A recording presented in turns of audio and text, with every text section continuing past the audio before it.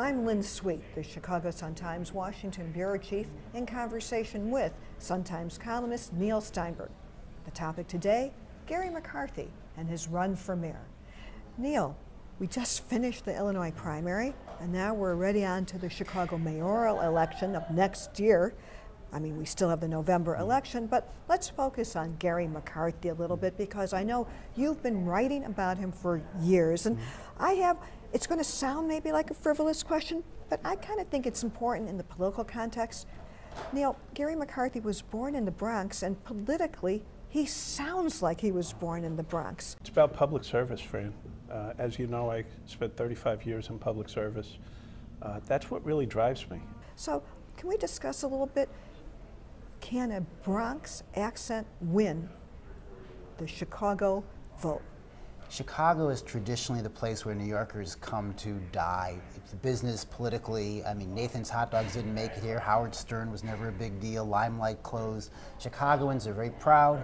We're a city of neighborhoods, and that's the upside. The flip side of that is we're a city of neighborhoods where you don't belong, and if you show up, people are going to give you a very skeptical look. So in answer to your question, I mean, in theory, a person from out, I mean, our first mayor 180 years ago was a New Yorker, but things have changed then. And I think it sets the bar even higher than it would normally be for a Chicagoan challenging Rahm. So Rahm, when he ran the first time, he was born in Chicago. Right. Uncle was a cop. His uncle was the cop. And as I like to say, and then his family moved to Wilmette. Right. As I like to say, the neighborhood, his family, his dad worked in the neighborhood I grew up in, which I guess wasn't good enough for them, so they moved out. His mother went to the high school I went to, so I get it. He had to, in a sense, prove himself. Prove himself, even though as an adult he lived totally in Chicago. So Neil, you wrote a book called You Were Never in Chicago, and you're kind of an expert on some of these sensitivities. So tell me some other things that you think politically, Gary McCarthy, who you have been writing about for years, what are the things that, the issues that might be addressed for a Bronx accent figure as he tries to make himself a candidate of all the people? He has to establish himself as someone who cares about the city. Okay, if this is seen as a career step for him, you know, we're very attuned to the prospect of Sharpies coming into town trying to take advantage of us. And that's another problem he's going to have to overcome. And, you know, it's like a mother criticizing her kids, and then an outsider tries to do it, and she's like, no, only I can insult my kids.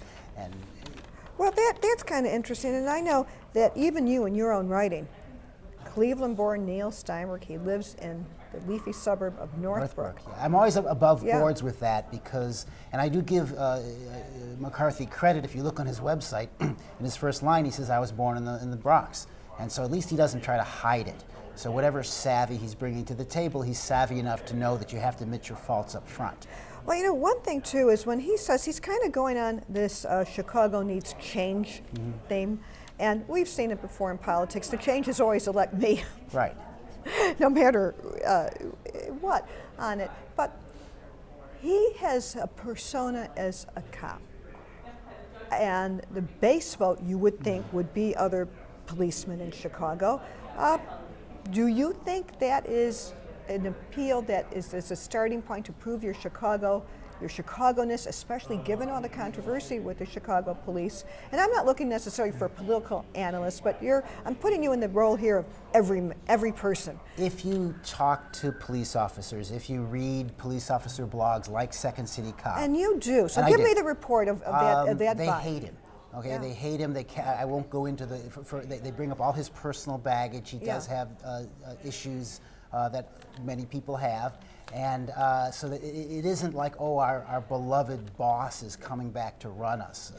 Cops tend to be very critical of the superintendent, especially people, and I think I want to explain why if you have a minute. Yeah. For people from outside, because you're a beat officer, you're walking, they don't really walk beats as much, but you're a low-level officer, you dream of promotion. And to see guys clouded in from the outside, you despise that. Well, I don't know if you know, there is a tradition here, and in many police departments, of hiring police chiefs from other cities. You know, former police chief Ramsey once, you know, he went to Washington and other cities to run it. But those are people who are cleaning up crowd, O.O. Wilson sorts. We're bringing in someone from outside who's not tainted like you guys are. you know. And when you think about Jody Weiss coming in, what did, you know, his first words were former like, police superintendent. Almost the first thing he said was, "You guys are too fat." And he was a bodybuilder, and again, it's a tone sort of thing. And watching McCarthy's opening video in his whatever luxurious kitchen he shot that in, I kept looking at the background thinking, you don't get it. Well, but he can't go back to a neighborhood and say, this is my home. Well, no, but I'm saying is you don't have to necessarily shoot it in your kitchen either. So we could maybe analyze that. I thought the kitchen shot was okay. Okay. Because it kind of put him at home on it. But it's a lot nicer than my kitchen, and I have a nice kitchen. More on that sometime. But here is what's interesting. So he's worked, he is used to these big figure mayors. When he was in New York, he worked for Mayor Rudy Giuliani, Right. he worked for Mayor Michael Bloomberg, he worked for Mayor Rahm Emanuel. These are kind of America mayor, bigger than life figures. So right now, for the moment, as we're talking, McCarthy is the only rival. And more will get in. But I want to go back to Chicago-ness because I think you have some reflections on this. Upton Sinclair, for example. Oh, yes. Well, Can you there's a tell me story I about tell in that? the We book, were and you were talking. never in Chicago. Yeah. He wrote The Jungle, this expose, hugely influential of meatpacking in Chicago. And in his autobiography, he says, people ask me, did I not live here all my life to write this book? And he says, no, I was actually only there for 6 weeks doing research in the meatpacking companies. Had I lived there all my life, I wouldn't have noticed anything was wrong. And I thought that says something important because, I mean, there is a value to outsiders. I'm an outside. People come in, they're not part of the system. And I guess if McCarthy can work that thread and can say, look, but it's hard when you were superintendent for almost 5 years to then flip around and go, I'm not part of it.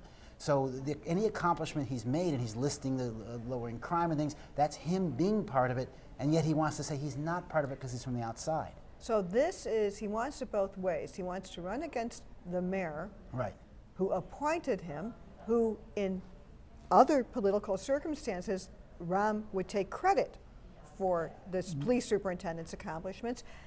They both have to deal with Laquan McDonald. Right, which is, I mean, you know, half of the voters in Chicago are you know, African Americans, Hispanics, and Laquan McDonald was this was sort of like a third rail that both of them had their hands wrapped around. I mean, this was a young man shot 16 times by a police. I mean, I don't have to go into all the details, but the response was something close to a criminal cover-up, or can be interpreted that way. And so I noticed that one of the headlines that McCarthy shows in his little video is a Laquan McDonald thing, and it's going to be quite the Cirque du Soleil acrobatic act for him to try to stick that on the mayor and not have that blow back on him as well. Right. Actually, in April, you wrote a column about him, and you had a wonderful line in there. I don't want to steal it from you. That the mayor kept his manhood in a jar on his desk? Well, I mean, that's what he's known for. The mayor would call McCarthy in the morning and yell at him, and he'd call him every night and yell at him. So here he is, his reputation, and this is not my opinion, this is what I got from talking to people. You know, I did an Esquire profile on Rahm, and I talked to McCarthy, I talked to a lot of, you know, and is that he's this cringing sort of, you know, he's the reason Emanuel could be so polite to everyone else was he was yelling at Gary McCarthy. And so how to portray that image as this underling who's, you know, with the mayor's yelling at you every day to as something he can be proud of and become mayor himself off of, it seems to me that's quite a trick that he set up for himself to perform. Can you imagine that debate? You. Yeah. No. Yeah. But there's going to be more people coming in this race. And one other thing, just in the politics of it, we know from the Tuesday election that if you look at this new surge of progressive activism, that Dan Biss did well in a lot of wards in Chicago. So I think this kind of progressive surge, part of it organized by Jesus Chuy Garcia, who's going on to Congress. You know, so there's this other element that Gary McCarthy will either have to concede or try to somehow embrace. I see him running in the post-Trump era of non-politicians who are coming in and they're appealing to a sort of ethnic pride, a group of people who feel they've been overlooked. Okay, he doesn't have to spell it out. All he has to do is show up and say his name and talk about what he feels is important, and people will relate to that. I mean, this is his path to success. Okay, is people who aren't happy with where Chicago's going, they aren't happy with how Rahm has been pushing back against Trump, And they want, I mean, I see McCarthy as the Trump candidate. Now, he may never say that, but that is, to me, the big difference between him and Rahm Emanuel, is people who like what's going on in Washington are going to like him. And with that thought, we need to leave you now. Neil Steinberg, columnist for the Chicago Sun-Times. We've been talking about Gary McCarthy, our new mayoral candidate, the former police superintendent, on the question, can a man with a Bronx accent become mayor of Chicago? I'm Lynn Sweet, the Chicago Sun-Times Washington Bureau Chief.